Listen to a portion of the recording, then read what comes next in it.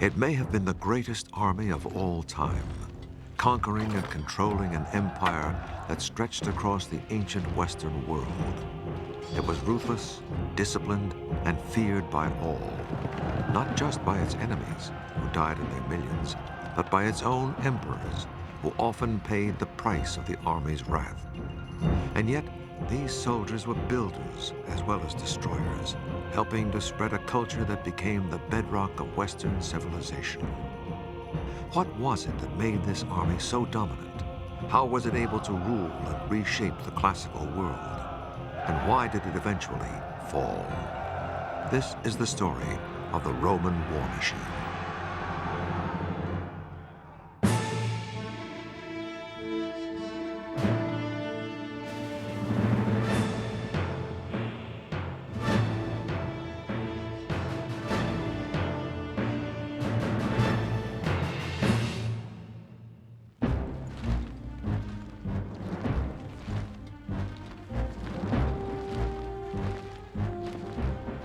In the year 55 BC, Rome's greatest general, Julius Caesar, stood on the brink of destiny.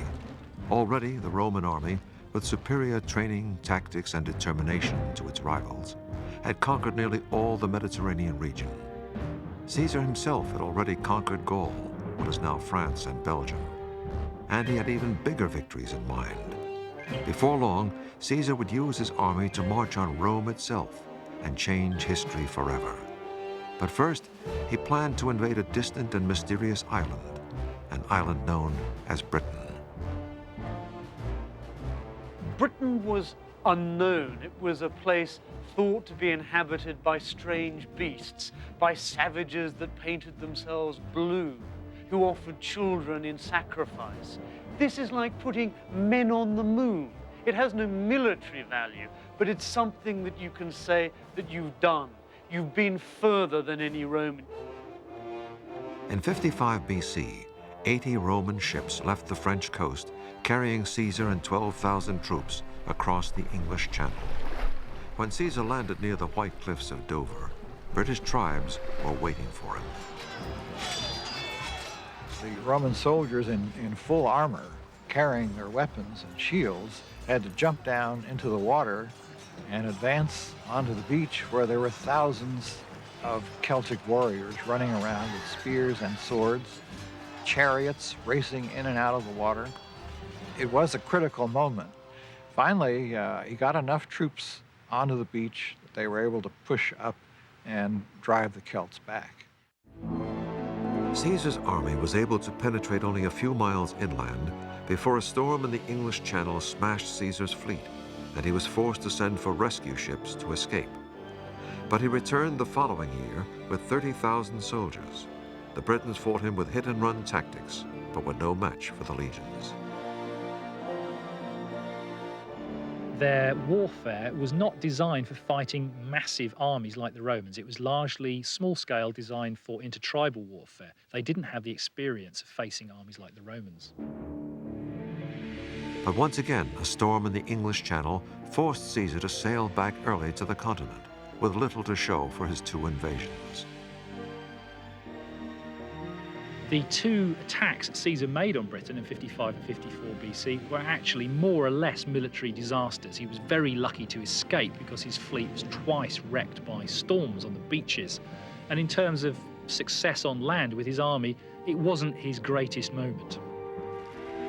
Caesar was anxious to leave Britain for another reason. In Gaul, now France, the tribes Caesar had conquered were planning a unified revolt. The Gauls elected a young chieftain to lead them. His name was Vercingetorix, which means great leader of warriors. He was only in his early 20s, but like Caesar, he was fearless and astute. He clearly had very, very powerful strength of personality in leadership.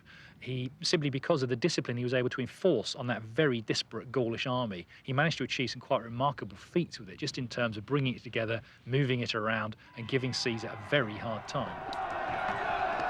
The Gauls handed Caesar his worst defeat.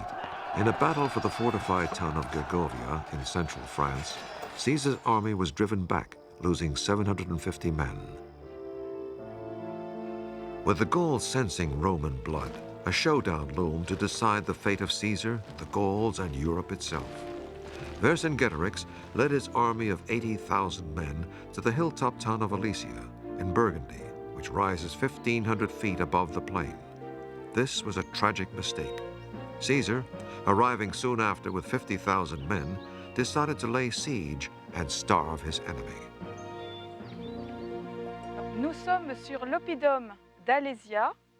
We're standing on Alesia looking from the exact spot that the army of the Gauls did. When they saw Caesar's troops facing them, surrounding them in the hills and valleys to conduct the siege of Alesia. César, pour faire le siège d'Alésia, To prevent the Gauls from escaping, Caesar began building an incredible ring of fortifications around the plateau, just like this modern reconstruction in France. His army built a circle of barricades and towers, 11 miles in circumference, in just a few weeks. Oui, c'est quelque chose de tout à fait spectaculaire et César lui-même a été extrêmement... This is really spectacular, and Caesar himself was extremely proud. He gave a detailed account of it in his writings. It was truly a great feat, 50 years before Christ, to conceive all this. There were towers every 20 yards or so, serving as watchtowers and also platforms for artillery, especially catapults, which Caesar made great use of throughout the Gallic Wars. There was more to the fortifications than just the barricades and towers. Immediately in front, Caesar built 2 deep ditches and filled one of them with water. avait été rempli d'eau. Caesar had rivers diverted to completely fill one of these ditches. So, as we can see, it would have been a very effective obstacle against the Gallic cavalry. On the rampart, between the ditch and the fence, was something that was easy to make but also very effective. Branches with sharpened points, which play the same role as barbed wire does today. In front of the ramparts were more lines of sharpened stakes, visible above the ground. But below the ground was something far deadlier, camouflage stakes to impale onrushing enemies. C'est extrêmement simple et très efficace. Donc, It's very simple and very efficient. They dug a pit about 3 feet deep. They drove a stake into the pit with a sharp point hardened by fire. Then they covered it with branches. César described this process in detail, and we found perfect examples of it in recent excavations. All this held up tremendously the advance of the Gallic forces, while from the towers in front, the Romans were firing projectiles down onto the Gauls. The whole system was extremely effective. But no sooner had Caesar's troops built this great circle of fortifications than Caesar heard that another Gallic army was approaching to try to break the siege. The Romans had to build a second ring of fortifications around the outside of the first one to protect against the second enemy. Caesar's men camped between the 2 rings. They completed their siege works just in time. The Gallic reinforcements soon arrived and attacked the outer ring of defenses. et on dit que César a dû intervenir lui-même. Caesar wrote that he had to lead the defense himself. He could be recognized by his striking red cape. He came from his camp to galvanize his regiments. When Caesar tells us something like this, it means he had a huge problem on his hands. For 2 days, Caesar directed a fierce defense on 2 fronts against armies outside and inside. Helping Caesar lead the battle was his trusted deputy, Mark Antony.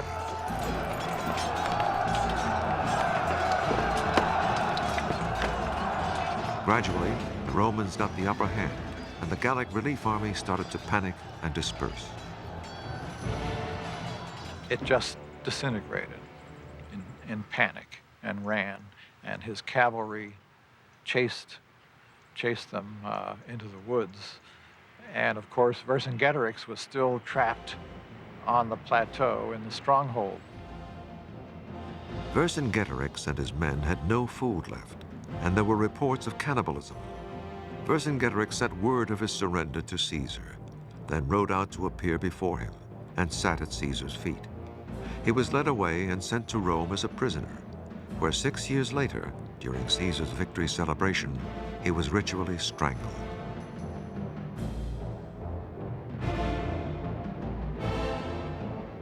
Today, Vercingetorix is a French national hero, a symbol of resistance to foreign invasion.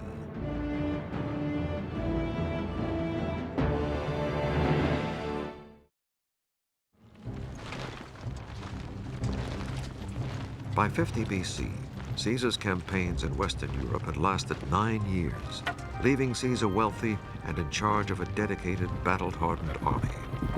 His next great target would be none other than Rome itself, and his former partner in the ruling triumvirate, the general Pompey the Great, would be his enemy.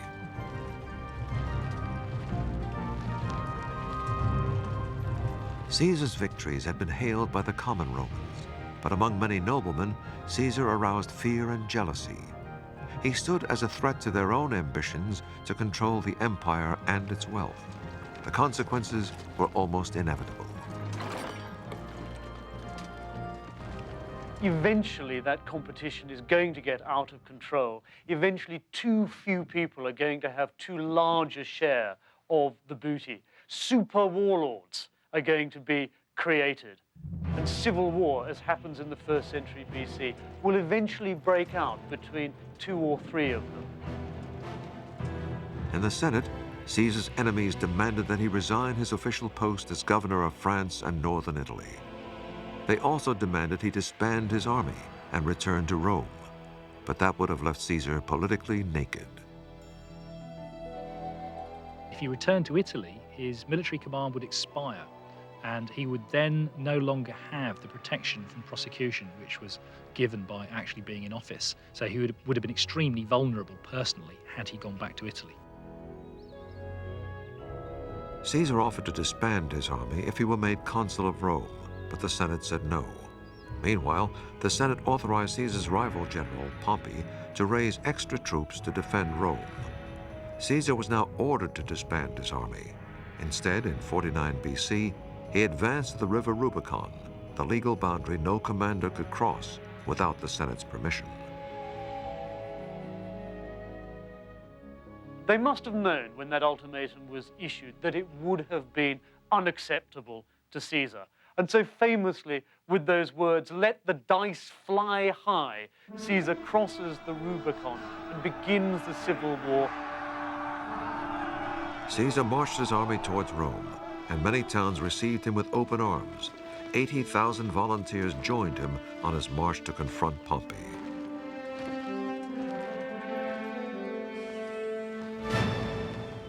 By the time Caesar reached Rome, Pompey's army and his supporters in the Senate had fled for the Balkans to give themselves time to regroup. That left the capital and the treasury as virtual gifts for Caesar. But the civil war was only just beginning. Pompey had other legions in France and Spain, and Caesar quickly headed west to fight them. As a result of his conquest, Caesar was able to forge this very, very effective battle-hardened army which could cope with any other army that it had to face, including other Roman legions in civil war. In Spain and France, there was little fighting. Caesar easily outmaneuvered his opponents, and many of them switched and joined his side. Every Roman town in the provinces was also a potential target, and any town that opposed Caesar came to regret it.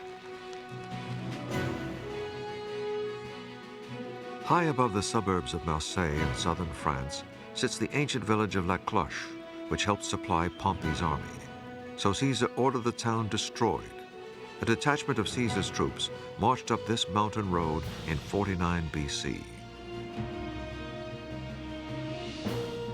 Ici, nous sommes sur la voie d'entrée, la voie qui vient de là-bas, qui va... Here we are on the entrance road, which leads up to where the town gate stood. Along here, we found several piles of slingshot stones ready to be used in defense. They were apparently the only weapon the villagers had. La Cloche was home to less than 1,000 people, no match for determined Roman soldiers. Nous sommes dans ce qu'on appelle une poterne, c'est-à-dire une Where porte I'm standing here was a doorway in the rampart, the protective wall. The rampart is here qui est là. and here. Quand ils ont dû voir When arriver the villagers les looked machines out de and la saw the guerre Romans coming sur up the le access chemin road, they must have been terrified. qui passent au-dessous, ils ont dû être un peu affolés et They quickly ils ont tried to fill up the doorways with anything they had handy, avec stones n'importe quel and matériau, mud des bricks. pierres, des briques, là vous voyez cette argile. But the villagers' efforts were futile, and for having supported Caesar's rivals, many villages were sold into slavery, and the town of La Cloche was destroyed. Ils ont rasé tout ce qu'il y avait au-dessus pour They combler leveled la all the terre, buildings pour and used the éviter stones que to les fill gens up the water well so no one could live here reviennent again. habiter le site. Pendant, The site was completely forgotten about for the next 500 years. It wasn't until the 5th century AD that the site was partially inhabited again, probably by shepherds. Par des bergers. After his easy victories in the west, Caesar returned to Rome, but the decisive battles were still ahead of him. He knew he had to defeat Pompey head-on to win control of the Roman state, and he led his army east towards the Balkans, where legion would meet legion. Roman civil wars were often exceedingly bloody affairs because both sides were using the same tactics against the other, so casualties could often be pretty massive. And of course, as in any civil war, the psychological stresses of that must have been very difficult for the troops. Because all legions had the same strict training, Roman civil wars were usually decided by generalship, and here Caesar had the advantage. Pompey was aging, he was not as decisive. Caesar moved his troops more quickly and was also quite good at deceiving his enemies as to his intentions. After a first indecisive battle, the two Roman armies clashed in 48 BC at Pharsalus, north of Athens. Caesar correctly guessed Pompey's tactics, got the better of the battle, and forced Pompey's army to surrender. I think Caesar wins the civil war for two reasons. Firstly, because his side is more unified than the opposition under Pompey. The second reason people don't like to talk about, but I think it's important, we have to admit that Caesar, throughout the campaigns against Pompey, had a series of pieces of good luck. Pharsalus was a piece of good luck, picking Pompey's tactics and strengthening that wing of his army to respond to them. It could have gone differently. Pompey himself escaped to Egypt, but his former ally, the young pharaoh Ptolemy, had him killed on arrival. Pompey's head was presented to Caesar, who arrived 3 days later. Caesar reportedly wept, but realized through his tears that he was now the indisputable master of Rome. He came to an Egypt that was itself immersed in a power struggle. Young Ptolemy was fighting for the pharaoh's throne with his sister, 21-year-old Cleopatra. She set out to win Caesar's help in her battle and introduced herself in dramatic fashion, smuggling herself into Caesar's presence in a rolled-up carpet, then suddenly revealing herself to him. She was said to have a seductive voice and a kind of vitality and vivacity that was extremely attractive. Her seduction worked. Caesar used his army to help install Cleopatra as sole ruler of Egypt under Rome's control. And then he spent several months sailing with Cleopatra on a barge up the Nile. He claimed he was safeguarding Rome's interests.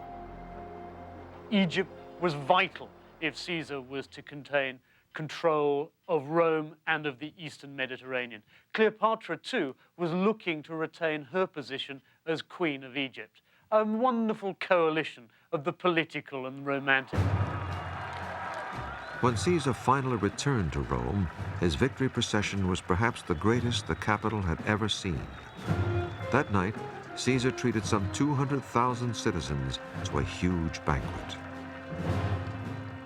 With Caesar now master of Rome, he released many of his long-serving troops, granting them retirement properties in Italy and France. But before very long, they would be called back into service to avenge their murdered general.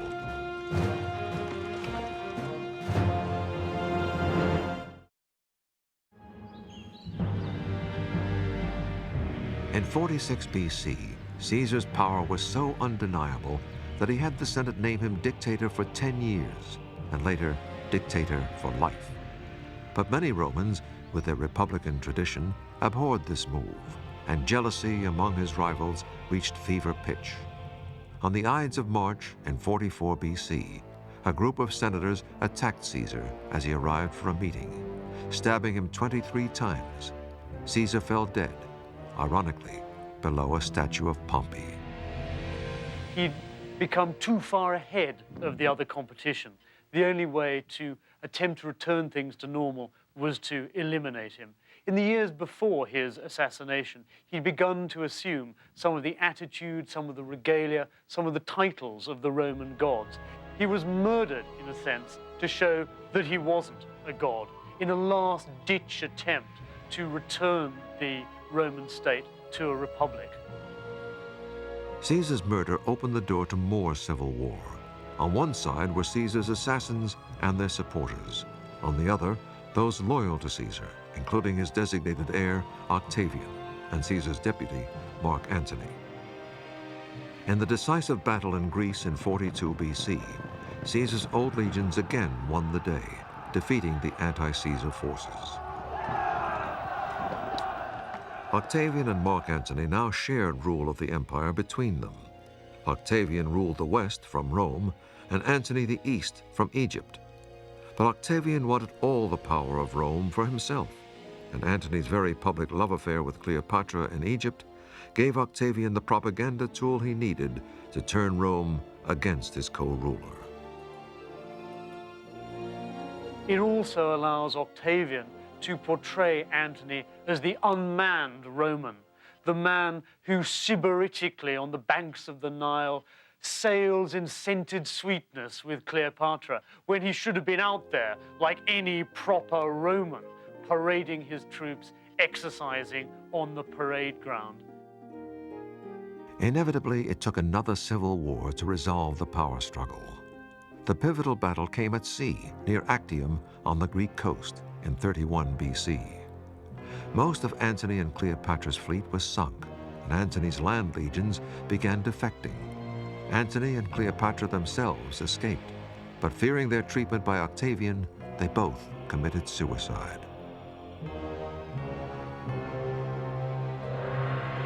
Octavian was now the sole leader of the Roman world and became the first Roman emperor. He took the name Augustus, meaning the revered one, and also used his adopted name Caesar. Many future emperors would also adopt the name Caesar, as would other leaders throughout history. The Russian title Tsar is derived from the word Caesar, and so is the German title of Kaiser. Augustus's title, emperor, was a military one, from the Latin imperator, meaning victorious general. He had won his power through civil wars and was determined not to lose power the same way. He completely reorganized the Roman army, forming it into 28 legions of about 5,000 men each. He also made military service more permanent, having soldiers sign up not for 6 years, but for 20 years, and later 25. In return, soldiers were guaranteed 14 years' pay on retirement. He keeps the idea of the legions, but he makes them for the first time permanent standing regiments. And they last, some of them thereafter, for about 500 years. To make the soldiers loyal to him personally, instead of to their generals, Augustus paid the soldiers' wages directly from the imperial treasury. He also paid them annual cash bonuses and frequently visited the armies in the field. There was an oath taken by each soldier every year to the emperor personally. In addition, the Emperor Augustus and the subsequent emperors controlled all aspects of the military. All promotions, although of course actually might have been done locally, had to be approved by the emperor. Augustus also created a whole new branch of the army, the auxiliary regiments, made up of non-citizens with specialist skills that the Romans didn't have. They weren't very good archers. Generally speaking, they were not very good cavalrymen. So they would tend to recruit from people who did have those skills. The Romans had often used foreign mercenaries, like archers and horsemen, for specific campaigns. But Augustus recruited non-citizens to auxiliary units for 25 years. After their terms, they were granted Roman citizenship, meaning their sons could join the legions. This kept the Roman army vigorous, with a constant supply of new blood. Over time, the ethnic makeup of the army changed dramatically. Under Augustus, the legions were 65% Italian, but a century later, the Italian proportion was less than 1%. However, that didn't change the discipline and nature of the army.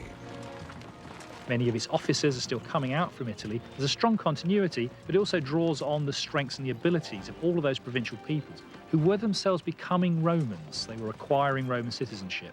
So it's still very much a Roman army, but it's Rome that's changing. Another change Augustus brought in was the abolition of marriage for any soldier under the rank of centurion. Soldiers, he reasoned, were more efficient if they were wedded to discipline rather than wives. There's a brutal side to this. Augustus is making sure, by disconnecting his armies with the local population, that those armies will be prepared to put those people to the sword if that's necessary. But in reality, this rule didn't work. Many soldiers kept common law wives and children in nearby towns, which was tolerated because the sons made good recruits. Sometimes on the frontiers, families lived inside the forts, as evidence is shown at Vindolanda Fort in northern England. You've got the womenfolk, the married soldiers. Some of them are certainly living inside the barrack buildings. I mean, in the early barrack building we looked at, there was quite a lot of women's footwear, babies' footwear, and so on. And it would appear that, as in later armies, a number of rooms in the barrack buildings were allocated to married soldiers. Augustus kept his legions busy, gradually expanding the empire. But expansion could exact a heavy price, as Augustus found when he tried to conquer Germany. The Romans had built 50 forts along the Rhine, including one reconstructed here at Xanten in Germany, as bases for their campaign. By around 7 AD, the Romans controlled Germany right up to the Elbe River, and Augustus put a man, better known as an administrator than a general, in charge of Roman operations in Germany. He was Quinctilius Varus, the husband of Augustus's grandniece, and he was given command of the 5 legions in Germany. But German tribes were planning a revolt. The leader of the Germans was Arminius, who once fought with the Romans as an auxiliary and knew their tactics. The Romans still trusted him as an ally, which made him the perfect person to set a trap. In 9 AD, he persuaded Varus to lead his army into this forest in northern Germany, on the pretext of quelling a local uprising. The other side put on a very convincing story, you know. They said, look, there's trouble going on. I think you should intervene, and this is the best route to go. And they took him through marshy, very difficult country, and the Germans just prepared a fantastic ambush, and that was it. Varus, disregarding warnings of a plot, led 3 entire legions plus their camp followers, some 30,000 people, into the Teutoburg forest. Most of them would never come out.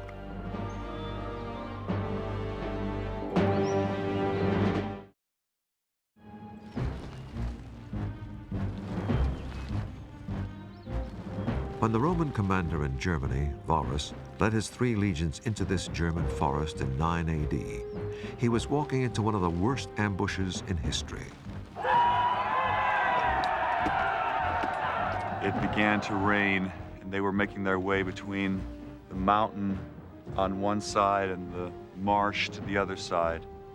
And then came the initial German attack, which was launched by spears from some distance at first, which killed quite a few of the Romans and put them into confusion. The German warrior Arminius had caught the legions at their most vulnerable, hemmed in unable to use the tactics and discipline that made them so powerful on open fields. Imagine the scene in this forest 2,000 years ago with the Romans trapped here in the pouring rain, the pandemonium, the wagons overturning, the cavalry horses stampeding, the Roman women and children crying and shrieking as they died. The battle raged for 3 days, and the Romans were annihilated. Of the 30,000, only a few hundred escaped. Varus himself committed suicide along with his top officers rather than fall into the German hands, and probably with good reason, because the Germans, in fact, treated the captured Romans in a very barbaric fashion, burned them alive, and so forth. Varus's head was chopped off and sent to Rome. There was panic in the capital, with fears of barbarian invasion. That didn't happen, but the defeat was a terrible blow. Overnight, Rome had lost 3 legions, more than 10% of its army. For years later, Augustus would roam his palace, beat his hands on the wall, and cry, "Quinctilius Varus, give me back my legions."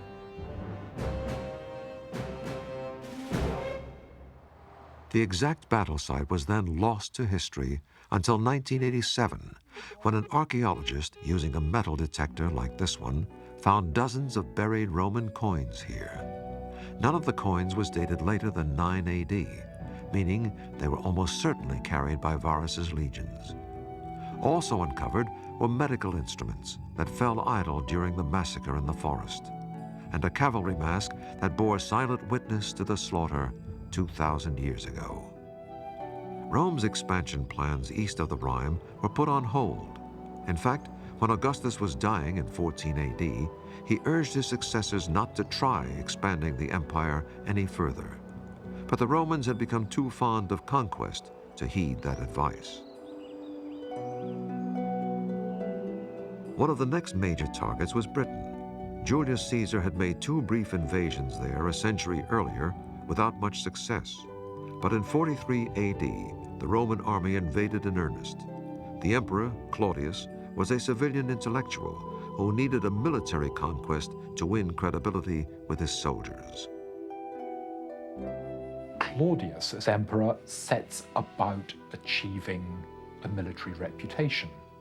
And that is what drives his invasion of Britain. And he travels from Rome to southeast England in order to be present at the moment of victory. 4 Roman legions plus auxiliaries, about 40,000 troops, landed in southeast England and quickly gained control of southern Britain. Like Caesar before them, this Roman army met a British enemy that had none of the discipline or tactics of the Roman legions. They're men who like to show off the size of their biceps and drink a lot and get into fights personally, but it's about individual combat. It's not about the strategic or tactical control of units across the battlefield. Most Britons didn't live in cities like the Romans. In fact, the word civilized means city dweller. Typically, Britons lived in farming villages, like this recreation in southern England. Some, for protection, lived in hill forts like Maiden Castle, also in southern England. Carved from a natural hillside, Maiden Castle has ramparts 1.5 miles in circumference, built around 500 BC. They were, as much as anything, concerned not only to defend themselves against their enemies, but to impress those other communities and indeed themselves with their own power. But their power did not impress the Roman army very much. In 43 AD, a Roman regiment stormed villages and hill forts, including Maiden Castle. Against the might of the Romans, the British defenders had little more than slingshots. Earthworks like this would not really have been a problem for the Romans. They would have been able to attack and break into an enclosure like this, probably, I would imagine, within no more than a day or so, using artillery burning the gates. A possible remnant of the Roman victory was found during excavation at Maiden Castle, an arrowhead from Roman artillery, still embedded in a British spine.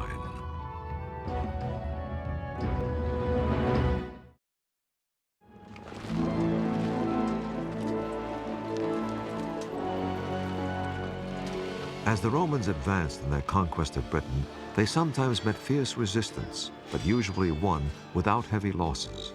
But one British commander pushed the Romans to the edge of disaster, and that commander was a woman. Queen Boudicca's kingdom in eastern England was annexed by the Romans, but when she resisted Roman rule, soldiers flogged her and raped her daughters. This set off a tremendous revolt by British tribes in 60 AD, led by Queen Boudicca herself. We have a description of her. She was extremely large and fierce, with long red hair cascading down to her knees and wearing a large gold necklace and bright piercing eyes and a harsh voice. Boudicca's army ambushed a legion, killing some 2,000 soldiers, then destroyed 3 Roman towns, including London, killing about 70,000 Romanized civilians. And the Roman presence was virtually wiped out there. She and her army just killed everybody that she found. And if you dig up any of those cities and get down to the Roman layers, there is a large black layer of destruction which can be directly attributable to her activity. Boudicca's raids were so overwhelming that the Roman Emperor Nero seriously considered pulling out of Britain altogether. Boudicca's army had met little resistance because most of the Roman forces were in Wales, attacking the headquarters of the Celtic priests, the Druids, who inspired native warriors against the Romans. But the Roman army had the last word against Boudicca. They met her army for a showdown north of London and waited for the Britons to charge impetuously towards them. When the Britons were nearly upon them, the Romans threw their javelins, then charged, knocking the Britons down with their shields and butchering them with their short swords. 80,000 Britons were killed that day and just 400 Romans. The usual problem that the British had encountered, that their simple battle tactics, single line charges, are not sufficient to deal with the extremely well-organized Roman legions. Queen Boudicca and her daughters committed suicide rather than await their fate at Roman hands. The Boudiccan revolt did little to slow the Romans. 20 years later, they had conquered nearly all of what is now England, Wales, and Scotland. After conquering Britain, Rome also expanded the frontiers at the other end of its empire, adding Arabia to its Middle Eastern provinces in 106 AD. This ability to conquer territory as different as windswept Scotland and the Arabian desert showed the great adaptability of the Roman army. Operating in deserts is very difficult, even under modern conditions, as our soldiers in the Gulf War can testify. In ancient times, it's quite remarkable. The Romans developed means to move food, water, by donkey, and sometimes by camel, over long distances in the desert. Also, the use of depots and supply bases was a key to the Roman logistical system. And they were able to organize these supply lines over reasonably long distances and even into desert regions. One of the ways the Romans defeated these peoples, such as the Numidians or the Arabs, was by using local soldiers as auxiliaries. So they would use Numidian troops, use Arab troops in order to defeat these peoples themselves. Rome's empire in the Middle East included ancient civilizations, not just Egypt, but also Jerusalem and the rest of what is now Israel. And further east, the great trading city of Petra in Jordan, whose awe-inspiring tombs were carved directly from the rock. As the Roman army continued to expand the empire, the legions became more and more aware of their political power at home. The legions were so powerful that they often decided who the next emperor would be, by force if necessary. The army was absolutely crucial in determining who sat on the throne at Rome. Officially, Rome was a sort of a constitutional monarchy in which the emperor was approved by the Senate. But in reality, unless he had the backing of the soldiers, the loyalty of the soldiers, he was not going to last very long. The soldiers with the best chance to determine the emperor were the ones who guarded him, the Praetorian Guard in Rome. Their first taste of creating an emperor came when several of them murdered the infamous Caligula in 41 AD, then quickly installed his uncle Claudius as ruler. The Praetorian Guard really enjoyed their nice cushy lifestyle in Rome. They needed an emperor to guard, so they dragged poor old Uncle Claudius, who was a rather obscure member of the imperial family, out of the palace. He thought they were going to kill him, but in fact they carried him off to their camp and made him emperor. Legions stationed far from Rome also had huge political power. After the suicide of the Emperor Nero in 68 AD, legions throughout the empire literally fought each other to install their favorite commander in the top job. Many senior generals themselves, being senators, could well have a claim to power, and they were not at all averse to actually using their soldiers to that end. We tend to think of emperors lying sybaritically on couches in the middle of Rome, but actually most of them have fought and fought hard with armies on the frontiers. Being associated with an army, having military experience, is key to anyone who wishes to be a successful emperor. Any emperor who ignored his relationship with the army did so at his peril. And this was, I reckon, the biggest mistake by Nero, for example. Things were going so well for the most part under Nero's reign. He could have a good time, and he neglected to go to the legions. Had he but realized it, if he'd gone to the legions, first of all, they would have all stayed loyal, but secondly, he would have realized how loyal they were. As it was, when one or two started rebelling, he threw in the towel straight away. It was totally unnecessary. Emperors were firm believers that when it came to the army, loyalty could be bought. Augustus paid soldiers annual bonuses from his own pocket, and Claudius granted the Praetorian Guards 5 years' pay to keep them happy. In the 2nd century, the Emperor Marcus Aurelius reportedly so depleted the treasury by bribing the guards that he had to auction off the palace valuables and his wife's clothes. The greed of the Praetorian Guards reached a peak in 193 AD, when they murdered the Emperor Pertinax, then held a public auction between two noblemen to see who would bid the highest for the crown. The winner, Didius Julianus, offered them 5 years' pay, but it turned out to be a bad deal. A few months later, disgruntled frontier legions murdered him.